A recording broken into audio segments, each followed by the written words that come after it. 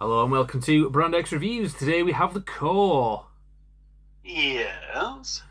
Now obviously we've done like a proper Christmas special already, went up a few days ago. But we thought we'd do like a follow-up one where we're just going to talk a bit more loosely about Christmas stuff and whatever else we want to talk about. So Christmas special part 2, I guess. If you haven't seen the last one, we were talking about action movies that kind of double as Christmas movies. So that was a bit more of a specific thing. This one, we're just going to have a general talk about what's going on and so on. So, obviously where I live, I've shown footage in the past. We have this, what's called a Rudolph run, where a lot of tractors come through various towns local. I think it was something that started in 2020 during all the madness that was going on over Christmas. People were allowed to be with each other and so on. So there was this tractor thing where all the farmers decorate their tractors and go through some of the local towns and make a lot of noise and spread a lot of Christmas cheer. I usually show footage of that one. Any thoughts on that? I remember being confused. I remember being confused as fuck the first time because I could just hear this like distant like honking of horns. It's like, what the fuck? Like, there can't be like a massive like traffic jam at this time of night, surely. And then you're like, oh yeah, no, it's like the tractors. Yeah, because when it first started, in fact, I'll just roll some footage of this year's because I filmed it just so people know exactly what we're talking about. I'm just going to insert some footage.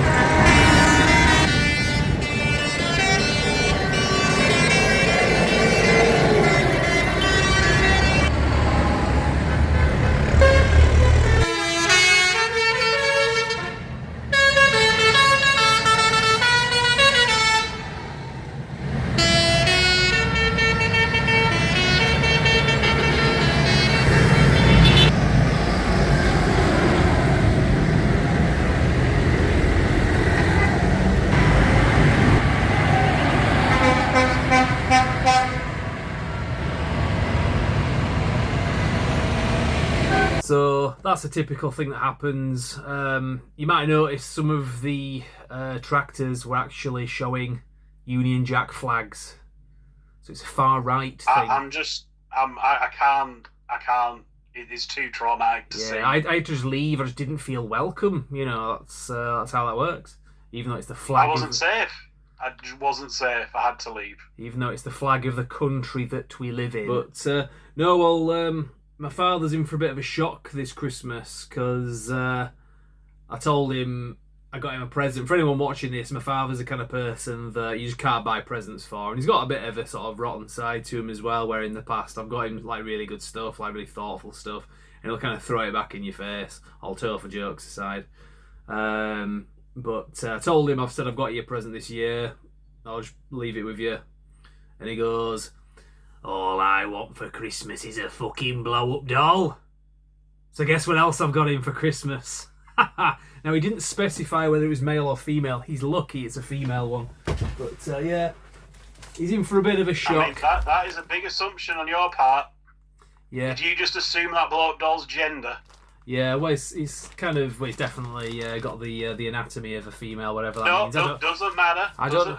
I'm fucking have rid of you at this rate. Yeah, exactly. So no, it's, to be fair, it's not actually got bits. It's more of a stag night one. So it's only a cheap one. It was like $6.99 or something.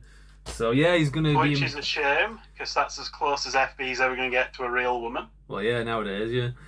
Well, I'm going to take it around to his shed when he's hanging out with all of his mates in his shed on Christmas Day night, and yeah, we'll see how that goes down.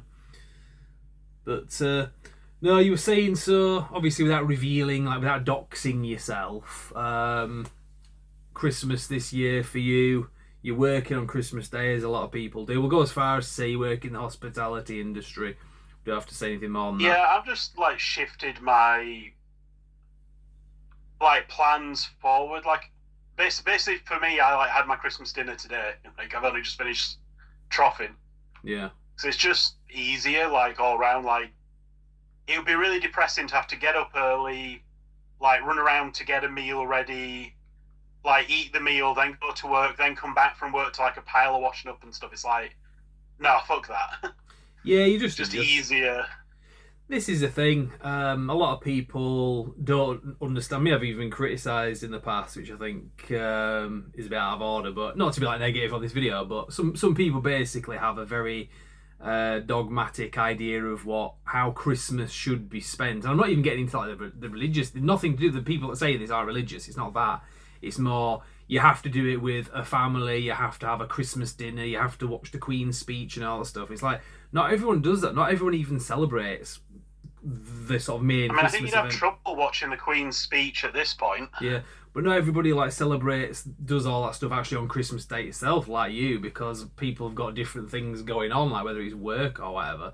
Sometimes you have to adjust and adapt. Some people, like myself, are a lot happier being on my own for a large portion of it. A lot of the reason for that is you spend so much time with people on the run up to it and so busy.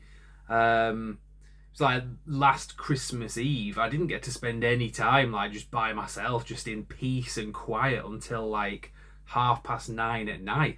Don't get me wrong, it was all good. I mean, I was spending half, well, not half, but like at least a couple of hours of that with you, you know. So it's not like I didn't want to do what I was doing, but sometimes you just want a bit of peace and quiet, and a lot of people just don't get that, and it's by no means overrated, especially when that's kind of what you want. You just want a nice, chilled time, you know.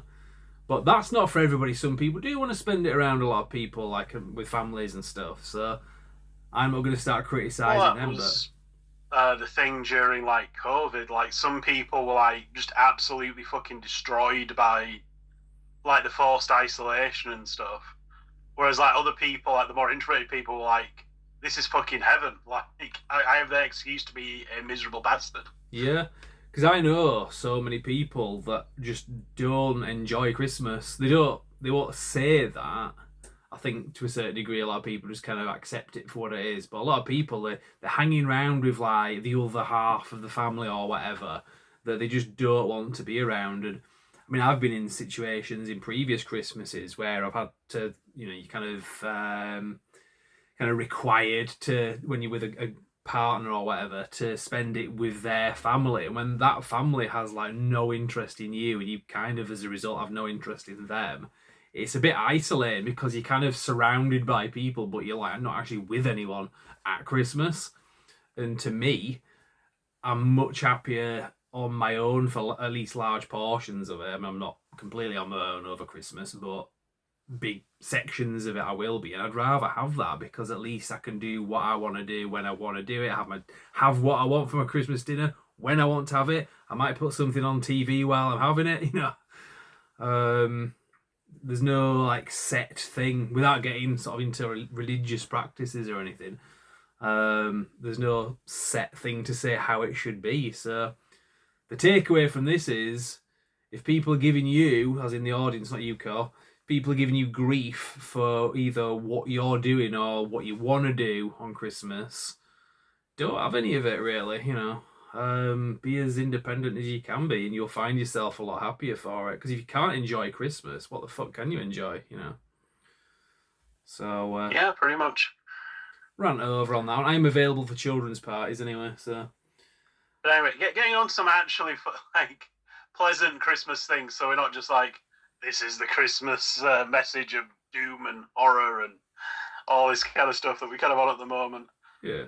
When you're kind of talking about putting stuff on the TV, I do kind of miss that kind of, you know, like there'd usually be some kind of like Christmas like family movie on, like at sort of tea time that you'd sit down and you could kind of watch. Like Indiana Jones was like a popular one with the famous tale of Yeah, Temple of Doom being too scary for me. you didn't get to God watch damn it, did you? Tell us what happened there. We've probably talked about this in previous years, but tell I'm us the pretty story sure again. we have. Tell us the story But yeah, again. I was quite young, and Temple of Doom was relatively. I mean, a big quote on relatively. Like, it had been out for a while. It had been on like cinema. It had been on like you know, video and stuff, and it was finally like out on, you know, TV as well. And so naturally, you know, I was wanting to watch that because, you know, it's Indiana Jones, and I loved Indiana Jones as a kid. So we had my grandmother over, and she was like, "Oh no, we can't be watching this. It's too scary for him. No, we can't be watching this. It's too." It's like it's clearly you that's scared by it. Like, for fuck's sakes. And what did you have to watch instead? What was on the other channel? King bed knobs and broomsticks. Like Jesus. Is she still alive, Angela Lansbury? She was in that Murder, She Wrote. Surely she's dead by now. I think she might be. Yeah, surely she must be. But yeah, I mean, that's one thing that I do every year. It's not a Christmas thing, it's more a New Year's thing, but we'll be making a start on it. The celebrity death list. I think it started. Yeah, she died back in basically 2022. Yeah, I would say I seem to remember it still being quite recent, even though she was like really old when we were kids. Yeah, I was expecting to look back and be like, oh yeah, she died in the early 2000s. Like, no, she died a couple of years ago. She had a good run. Yeah. Well, like I say, we started the celebrity death list, or I started it in like about 2012, just in my sort of social circle on the social media, basically. And a few years ago, I gave up social media. I still have like Instagram, but in terms of like posting like things that I've written down or whatever and thoughts and stuff, I just haven't done it for years. But the celebrity death list does come out once a year, so that's all my social media basically does nowadays. And 5 names. Yeah, it's funny watching that. Which of the Dirty Harrys is it? Like is it the Deadpool? It is the Deadpool, isn't it? Yeah. And it's like, yep, these sick like freaks doing this death betting and all this. Yeah. And it's like, yeah, that is kind of sick, isn't it, Skeleton? Yeah. Looking side-eyeing the bastard. Yeah, exactly. So yeah, put 5 names on there that we just think will die in the next year, and celebrities. And that includes YouTubers that aren't restricted or limited to being on like huge channels. Brand X Reviews co-reviewers have been in the past been on the celebrity death list, haven't they, Car? Yeah, he's like, come on, Car, just give us one. Just you know, like end it all now, so I can have at least one of my. Like, no, get fucked. Could have taken one for I'm the team. not dying just so you can have a name on the death list. I did get one this year though. Big Dick Cheney. He was on my list, and yeah, he died this year. So I don't know who I'll put on next year's. Every year people put Dick Van Dyke. He's just turned 100, and to be fair, he's looking quite good. I mean, he's looking 100 years old, but he's with it, you know. So I wouldn't, to be fair, I still wouldn't put it on. Just because he's 100 doesn't mean, right, you know. I think because the same with Clint Eastwood as well, as far as I'm aware. He seems to be quite active, and he was a tough guy as well. So we'll see. But yeah, speaking of tough guys, I don't know if you saw this. This isn't so much Christmas related, but it's new. Something we've got to look forward to in the new year. The Sylvester Stallone biopic movie, which is going to get a cinema release. We've talked about it on the channel before, but I watched it yesterday, but it was a few days ago. Stallone did a sit-down interview with, I don't know if it was CBS or something like that, and they kind of said it's a side to him you've never seen before, and I thought it'll be stuff we already know, and to a degree it was, but he was talking about his parents, and did you see this video? He got really upset on the video, and he was like actually crying, and you could tell it wasn't planned, because it actually even cuts out when he starts, and he's kind of holding it back. You kind of got like the impression, because I think it starts, he's talking about when he was a kid and he used to steal money from, I think, his mum. And as he's telling it, you can tell he's like starting to break down when he's saying it. And it were a momentary thing, and he kind of moves past it, and you could kind of tell he pulled himself together. But whatever it was that, I mean, I don't know the specifics, but there was some kind of, his father was supposedly abusive. They even say that in the actual narration of the video. And he's basically, the point he's making, because without saying exactly what happened and how he was treated, he talks about adults, how they treat kids, and the things that you do to them as kids stays with them. And even though he's this tough guy and he's aged a lot, he's like nearly 80. I think he's 80 next year. It still affects him. And you can see that in the interview as well. So it was quite good to hear him say that, because it's somebody that you look up to, and obviously everybody's got that story about, some adult, that's hurt them when they were younger, whether it's a parent or a school teacher or whatever, that like humiliated them, or all of the above.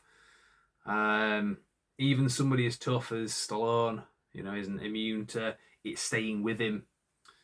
And quite interesting. We'll see. I think what it is, he's had a bit of surgery recently on his back, from what I understand. He's had a few operations and he was walking around with a walking stick, so he's kind of coming across as a bit more vulnerable, like his age is starting to catch up with him finally. But also he's doing this, he's involved with this biopic movie that they're doing, so I guess that's unearthing a lot of stuff, and he'll be retreading a lot of old steps, because he's part of the consultation, obviously, with this movie. They're not just doing it without his involvement. So it's probably digging up a lot of stuff from his past, and he's maybe reliving things for the first time to a degree that he never has before. So, did you see that interview? No, I haven't. Yeah, it's worth checking out. It's not really my sort of thing, but no, I haven't actually seen it. So yeah, it was quite interesting anyway. So obviously we talk about action stars and so on the channel, but I'm looking forward to seeing this film that they do next year. Anyway, I won't go on too much. We've talked about it already on the channel, but it should be good, hopefully. What else? Yeah, like I said, don't take my disinterest as a negative mark against this film or anything. It's just, it's not really my kind of thing, in general. Yeah. Say that to the channel, and not to you, but Yeah. I'm not saying Cole thinks it's shit, don't watch it. Yeah, no, it's not. The White House doesn't blow up, and there's no dog leaping through the flames and stuff. So it's not a film for the gore. What else?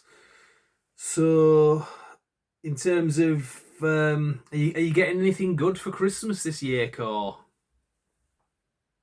I'm getting an orange. Oh yeah. I would say tell the story about the thing with your brother, but it's probably a bit out of order, to be fair. I don't know if you want to share that story. Yeah, no, I think I'm pretty sure we shared that in the past. I'd rather share something more, like I say, positive. I think we've had some fucking shit already. I think we should. Oh yeah. I was saying, kind of Christmas movies you'd watch with your family. I know there's another thing. Again, this fits into my fondness for Hammer horror. I remember some years when I used to be stuck working Christmas, and I don't know why the hell they would do this, but I remember a few years running they'd have 2, 3 in the bloody morning, some old Hammer horror film on BBC 2 or something. I remember that. Yeah, is this early 90s? Another bizarre Christmas memory I have. Is this early 90s? I remember that. Yeah. Yeah. What a weird time to put a horror film on. It's not even it was some thing that had a connection to so I'm pretty sure one was just a random Dracula film. Yeah, no, I do remember that back in the day. I mean, I don't watch TV nowadays, and I don't have a TV license. I have a no license required license, which is a stupid thing that we have in the UK.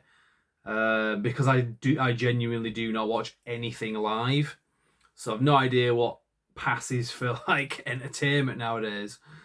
I understand the basics of it in terms of not just in the UK, but obviously in other countries where nowadays streaming is a big thing and on demand, which I think kind of takes away something that we once had during an era when there was live television and everybody would tune in at the same time. It felt like a shared experience, even if you were home on your own. If you're tuned in to watch some comedy show, whether it was a Two Ronnies Christmas special or whatever back in the day, or the Generation Game Christmas special, they used to have those on Christmas Day. I seem to remember Boxing Day maybe. Might be misremembering that. I wonder if they kind of have that nowadays, because I know it used to be a big thing oh, did you watch Friends this Friday? Or, yeah. Oh man, that episode of The X-Files was bloody insane. You'd be talking about the following Monday or whenever, after you'd watched it, whichever days they were on. Yeah, so we don't have that sort of shared experience of live broadcast as much. I'm not saying it doesn't exist at all, but a lot of what is out there, people are just streaming it and putting it on when they want to. So it is a bit of a shame in that sense because you don't have that sense. And I don't anyway because I don't watch TV because it's all crap. But at least the point is like people are watching it for everybody else that isn't me. I do know last year because it was a big thing that I read about. Again, not something I'd be caught dead watching, but Mrs. Brown's Boys, which is like a comedy thing in the UK. That was a live, well, not live, but it aired. It went out on TV. I don't know. Maybe it was live. I don't know. And it had like really high viewing figures. Wasn't it higher than like the Doctor Who Christmas special or something, which is a bit bizarre because that's usually a big thing. So there are some exclusions to that, but generally speaking, you don't have live TV to the same extent that we used to have it, all broadcast TV. I mean, there's still stuff like, oh, well, they're releasing like an episode a week. I'm trying to think what is on at the moment. The Tulsa King, that's a Stallone thing. That was getting an episode a week. Yeah, I think Fallout, the TV series, is also like that because that's like a new episode each week. Yeah, well, I think it's just one of those things. Like I say, that just over time, it's a natural thing. I mean, obviously, this is in terms of in human history, television's not exactly something that goes back like hundreds of years. We're just talking decades, really. But something that was always quite a nice thing to have, especially when you are on your own at Christmas. At least it gives you the kind of feel of something shared, even if you're not actually with the people that you're watching. Because, like I say, I pretty much have Christmas, the parts of Christmas that I have on my own are by choice, but there'll be a lot of people out there that don't have a choice. So it's just kind of a shame that we don't have that as much as we once did. Having said that, the convenience of having streaming and so on is quite good. Yeah, like I say, it has kind of broken that down. Because although, like I say, you have the stuff like we were just mentioning, like Tulsa King and Fallout that are released kind of one a week, there's also plenty of stuff where it's just like they dump the entire series like in its entirety on like Netflix or something, and yeah, like you can literally just sit down and binge it in one sitting. Yeah, especially because like series nowadays are like a fraction of what they used to be. Like series used to be like what, at least 22 episodes or something. Yeah. Now you're lucky if it's like 6 or 7. Yeah, in a way, I don't really miss that because a lot of the time it was excessive, and you'd have a lot of like filler episodes. Having said that, when shows were really good, like say the X-Files was back in the day, a 24 episode series was all good for the most part, at least for some of those seasons. Yeah, and to be honest, rewatching them, you could always skip the shit episodes. True. One other thing that's changed. Yeah, like I say, that's just when they talk about a series now, they are not talking about the same beast that we grew up with. Like, not even close. Yeah. There's a joke about Topher's beast, but we won't make that. But yeah, one other thing that's kind of changed is kind of going out at Christmas. People still do it. I went out with people that I work with on what we call Builders Friday or Mad Friday or Dickhead Friday. The last Friday before Christmas when the builders or people in certain industries finish for Christmas on the last Friday before Christmas, and they're all out on the piss acting like a bunch of knobheads. Wasn't as busy out in town this year. It's something that I think we've seen decline in recent years. But the other thing is, where I work, there's a lot of people there. It's an office environment, and there's a lot of people, and on Christmas Eve, it was always a thing. Like if you're working on Christmas Eve, you work half day and then everybody just goes to the pub afterwards. Not for a big un, but just to have like a couple, and then we all kind of go our separate ways after an hour or so. And although some years I did stay out, to be fair, and I regretted it, but remembering 2008 quite well. But yeah, it's just He's a drunken sod, is that Skelton. Yeah. But it's more, I think nowadays we're not finding it as much because a lot of people are working from home. A lot of people. I was going to say, I wonder if like part of what's done away with that is like COVID as well. Just when you had all the lockdowns and you couldn't. Yeah. like people just got out of the habit of like socializing quite the same. Yeah. But yeah, like I say, I mean, it makes sense. People that live out of town from where they work, you've got stuff to do with the time that you have got on Christmas Eve after your shift. So a lot of people are just handy if they can just like finish a shift and they're at home straight away on Christmas Eve to get stuff done. Whereas it's nice, I mean, it's easy for me because I work close to where I live anyway, and I work in the office. It's kind of handy to be able to meet up with people after work on the way down, but there's not as many people come out. It's kind of sad because you go out afterwards and it's just dead in the pubs, and it's just like a bunch of old people and the same usual like pisshead faces that you see.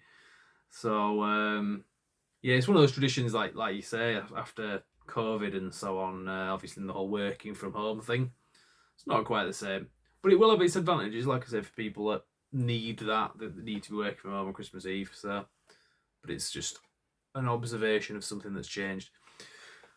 Now we do have a message from Buff, because Buff came round the other day, and we only see him. Is the message him going right? It could be, but we'll put the footage on here. This is Buff's message to the core because we have proof of life, because we only see him maybe once or twice a year, so we don't know if he's actually died or not sometimes. So we want to just make sure that he's alive by seeing him. So this is the Buff's message to you, Core. So I rarely get to see the Buff, but I usually see him around Christmas. That's when we exchange presents, and I usually give him a taunt gift, which is a tradition that goes back to 2007. We usually record a video as well of proof of life of the Buff, and a video message to the core. And then we usually faff around with some video filters and have a bit of a laugh. So, here goes. Hey! Merry Christmas to the core! Yes. We have proof of life from the... What is today's date, Buff? Actually, what is it? It's 20th. It's the 20th, yeah. 20th. What year? What year? It's 2025. What? Who's the president? Yeah.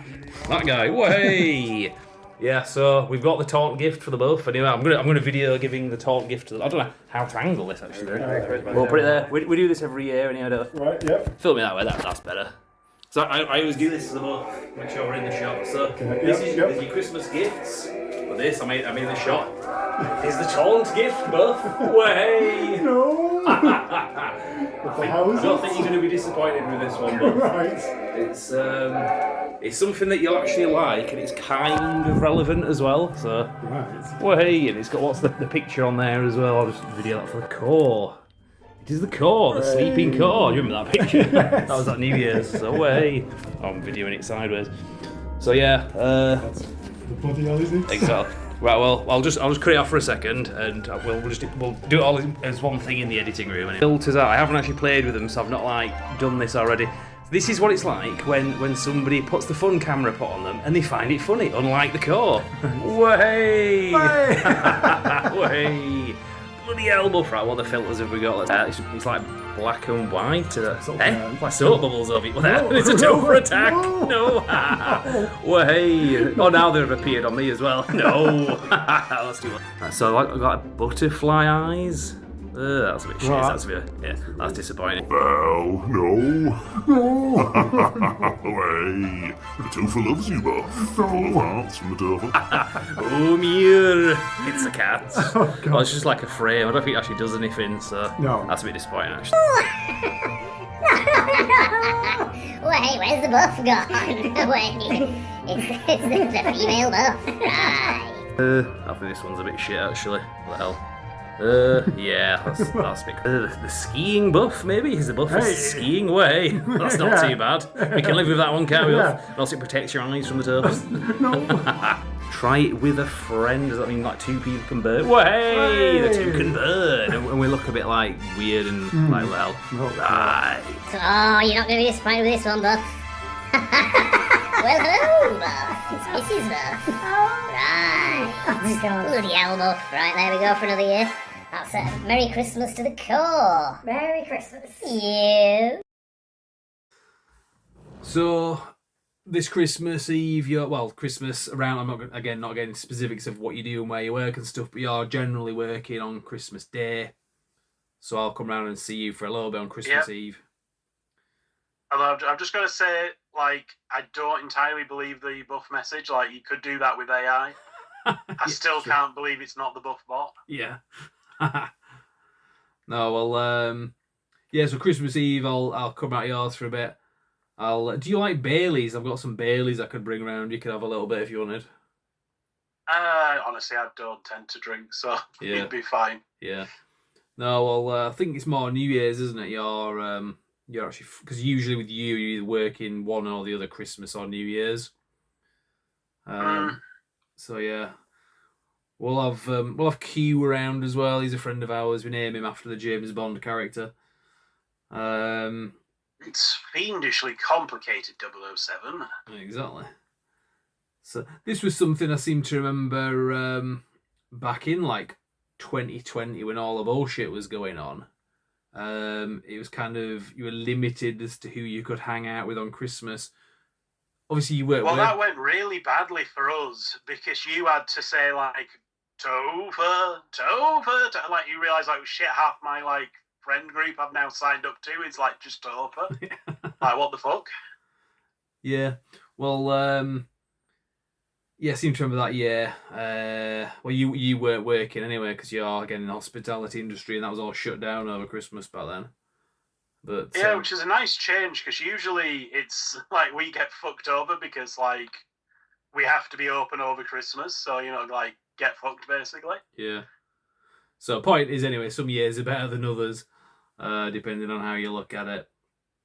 But yeah, in terms of Christmas movies, we haven't really had, because we talked about Christmas movies in the last video, action ones in particular, but we haven't really had a lot of really good Christmas movies in quite a long time. Obviously, there's been some, but they've always been like right cringe. Yeah. There's been some kind of like niche ones. It was like Fat Man, or I mentioned that in the last one with Mel Gibson, which I quite liked. There's one out this year. It's just come out, and you can buy it as well. And it's called The Creeps, I think it's called, and it's like a horror movie. It looks to me, I'm not 100% about this, but it looks to me like one of those crowd-funded ones. The people that are casting it just look kind of, I don't recognise any of them. But Christopher Lambert is in it as well. And it seems to have a lot of movie references in there as well. So I'm not sure if this film is actually any good or not, if it's worth watching. But I might look out and see if there's any option, because it's set at Christmas apparently. And I think Joe Dante is in it as well. He's the guy who directed a lot of films like The Howling and was it Gremlins? 1 and 2, I think it was, and The Explorers, and some really good 80s like horrors and sci-fi movies. So I'll have to check that out. I don't know if any of the two people who are watching this video have seen that film, if they'd recommend it, but not something you've heard of, is it, Carl? No, not particularly. But then again, I'm not that up on like new film releases, to be honest, because there's that few stuff. Like, it's not much of a really point to keeping track of it all. Yeah. No. Hopefully, the state of movies will pick up. I don't know when. In terms of next year, there's 28 Years Later, The Bone Temple. That's only out in a few weeks. That's like 16th of January, I think. So I'll be able to go to see that. But there's not really much else that is in the pipeline that I know of. So we'll just wait and see. Big franchise movies, even the ones that that feel like they've been going on way too long, like Mission Impossible and Fast and Furious. I think even they're coming to a head now as well. So yeah, we'll see what happens. Hopefully, it's just a dry spell that we're in terms of movies, because they have been pretty shocking in the last few years. A lot of mediocrity. Any thoughts on that, Cole? Well, it's been chasing like ESG money. Like, yep, we've got to meet all the quotas and stuff, and it doesn't matter if the film's good or not, as long as we've like met the correct number of like minorities and the correct number of women and the correct like fuck creativity, like that's not important. Yeah, exactly, and it's nothing to do with the minorities being inferior. It's just when you're prioritizing anything other than hiring out of merit, you are basically jeopardizing the quality of your product and output. It's not a difficult thing to get your head around, but there you go. Yeah, it's like when something's serving like what you're wanting to do rather than the film you're trying to make, like it's a problem. Yeah, exactly. So we'll probably just cut this short anyway because we're a bit negative again. I think we've had enough cheer in the video as well. I've had a good balance of positivity and negativity. But, well, you are the Grinch, so. Well, yeah, exactly. Yeah. No, this is just generic. I do have a bit of a Grinch costume. That's one thing I will say. We managed to raise £50, which isn't a lot of money to be fair, but it was a very small last minute thing that we did for Macmillan Cancer Charity, which I've paid over today. They were very happy about that. So without getting into the details of it, to everybody who was involved in the sponsorship of that, thank you very much. And it was all something that we'd all done before everybody got paid as well. So like everybody was skint and it's Christmas too.